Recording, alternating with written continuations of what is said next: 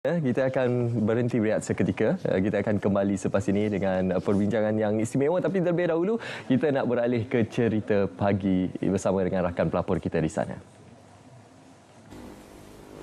Baik, terima kasih. Cerita pagi dari Kelantan hari ini ingin berkongsikan kepada anda berkenaan satu hasil kraft yang unik di mana ia menggunakan bahan semula jadi seperti sabut kelapa, tempurung dan juga upih pinang. Jadi, untuk mengulas lanjut saya bersama pembuat kraft sabut kelapa Muhammad Zulki Ramli. Assalamualaikum tuan. Waalaikumsalam. Kita mungkin boleh dikongsikan bagaimana tercetusnya idea untuk menghasilkan kraft ini menggunakan komponen seperti ini.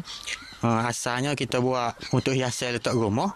Lepas tu budak-budak mari rumah kita dia suka tengok sabut ni betul burung boleh gerak. Bila betul burung boleh gerak tu, jadi kita pun teruskan buat dengan koror, semua benda gerak-gerak belakang. Lepas tu kita ambil gambar, video kita masuk dalam post dalam media sosial. Kita tengok ramai peminat. Orang duduk komen, duduk like ke apa kan. Bila kita tengok ramai orang suka tu, kita pun rasa suka. Jadi kita pun buat dengan highway seterusnya. Jadi mungkin boleh dikongsikan secara ringkasnya proses satu-satu pembuatan bentuk-bentuk ni dan berapa lama ia mengambil masa? Atas benda hak susah tu biasanya 2 hari 3 hari. Kalau hak senang tu 3 jam ataupun 4 jam. Gitulah lebih kurang. 3 jam ataupun 4 jam. Penghasilannya, prosesnya macam mana? Proses dia mula-mula kita kena ambil, lepas tu buka satu persatu. Kita potong bagi kecil-kecil dulu. Tengok sabut tu keras ataupun lembek. Kalau lembek kita tak boleh ambil. Jadi kita pilih hak untuk keras-keras, untuk hak tebal-tebal lah, hak jenis tebal-tebal. Kenapa memilih bahan semula jadi seperti sabut kelapa, tempurung ni untuk dijadikan kraft? Sebab kita suka dengan bagai sapah-sapah di alas sekitar kita ni. Kita tengok macam sabut, kita tengok daripada duk membazir tahu bakar. Jadi kita pilih sabut ni sebab dia lembut, mudah nak potong, mudah nak tarik. Jadi kita ambil sabut lah.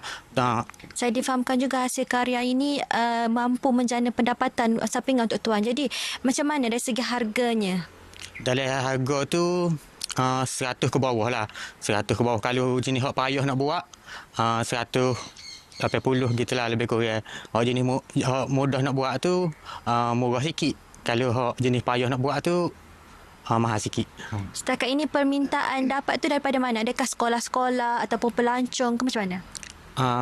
Customer ada hak tempatan, ada hak dekat luar. Kadang-kadang hak Kuala Lumpur pun ada. Kuala Lumpur, Johor, macam-macam tempat lah. Biasa figure yang paling mendapat permintaan bentuk macam mana? Dulu masa mula-mula kita buat sara belalai, bentukkan belalai. Kita buat sara belalai, bentuk belalai ni kita buat pelik lain pada orang. Biasa kita tengok orang buat dengan purung saja je. Jadi kita nak lain pada orang, kita buat bentuk belalai. Masa tu banyaklah permintaan sara belalai tu. Baik, mungkin tuan ada sedikit harapan untuk supaya kraft ni lebih dikenali ke macam mana? Kalau boleh kita nak biar benda yang kita buat ni boleh pergi jauh lah, ramai peminat. Baik, terima kasih tuan atas kongsian itu tadi.